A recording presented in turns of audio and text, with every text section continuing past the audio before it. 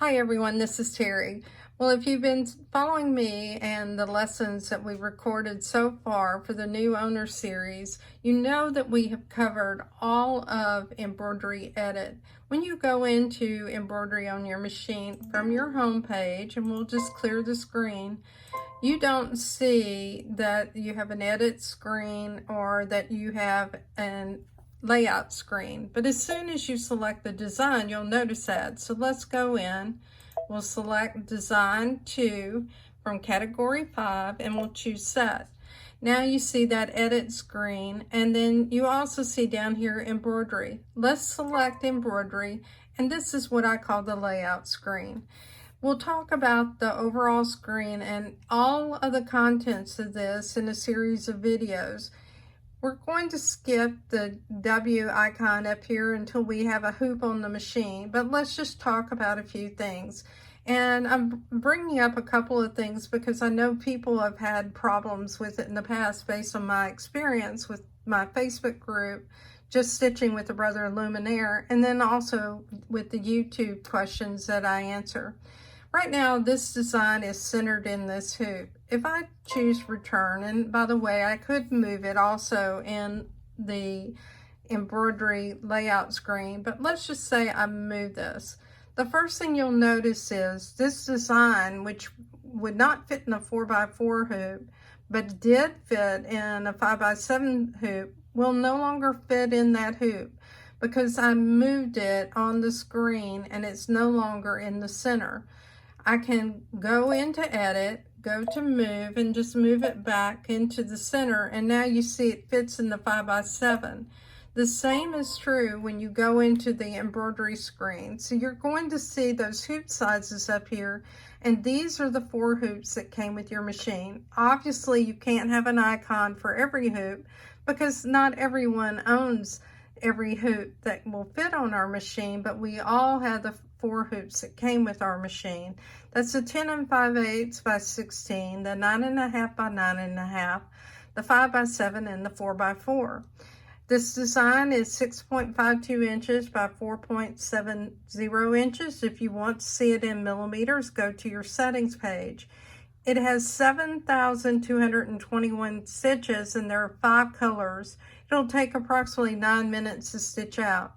So this is our progress bar here as it's stitching out. If we want to look at this first color, we can look at it and see how long it will take during the progress as it's stitching out here. But it's easier if you would just look at the screen here and you see it's 1 minute. So I typically don't use that very often. You will also notice that this design is a built-in design that has the use of the cut file, also the placement, and then also the command for the applique. Now the nice thing about this is I can take this to my scan and cut, and I can go ahead and cut my fabric out so I can stitch out this applique, and that's a nice treat. Okay, let's look at some more of the icons. We'll come back to this area later. Let's just go down here to the bottom and let's go to the scissor. When you go to the scissor, this is where you can change the overall tension for just this design. If you want to change the tension for all embroidery, you do that in the settings pages. I'll be honest with you, I might change the tension on a design if I have a specialty thread or if the fabric's a certain thickness, but most of the time I don't have to adjust my tension too much. Now I can adjust it and reduce the top tension, or I can increase the top tension. Now remember, whenever you're increasing tension, that's going to pull your bobbin thread up. When you're reducing that top tension, it means your bobbin thread is going to pull that top thread down. I typically leave mine on the default. You can also turn off the trim stitches. Now you might ask yourself, well, why would you want to cut those trim stitches? Whenever I'm doing edge-to-edge quilting and I want to be able to take my threads, pull them up to the top, tie them together and bury them, I turn off my in color trim. So you can turn off your in color trim, and you can also turn off jump stitch trim. I tend to just turn both of them off because when I'm doing an edge-to-edge design, I don't need either one. Now on the jump stitch trim, you can adjust that. So if you want it to travel farther before it cuts those jump stitches, you can do that.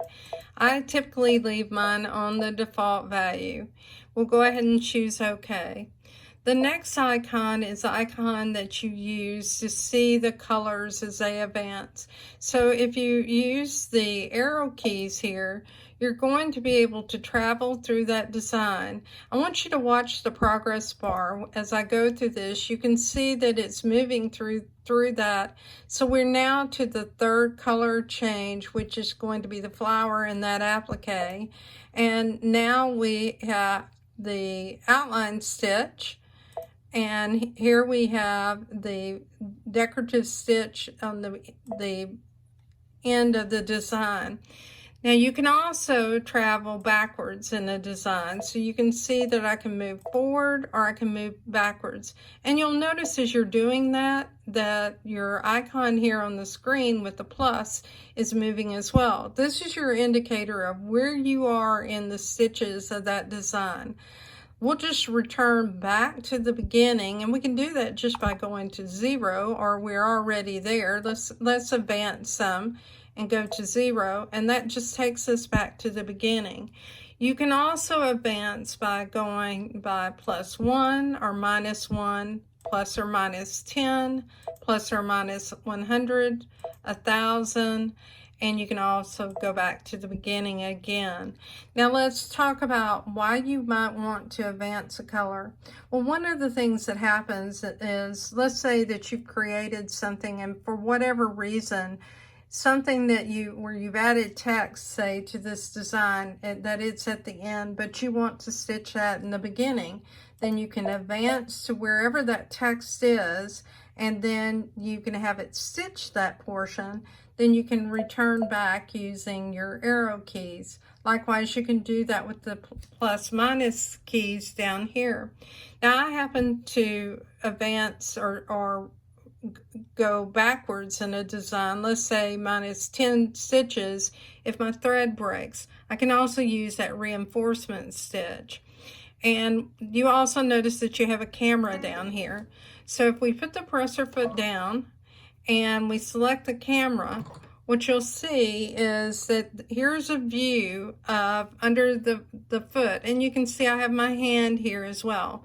You can make this larger if you want to see it. You can also turn off that plus key if you want to, where your needle would be penetrating inside your foot. And again, here's my hand. I'll choose close and close that out. Okay, we'll just return. The next icons we really need to be in embroidery, so we'll explore those in our next lesson.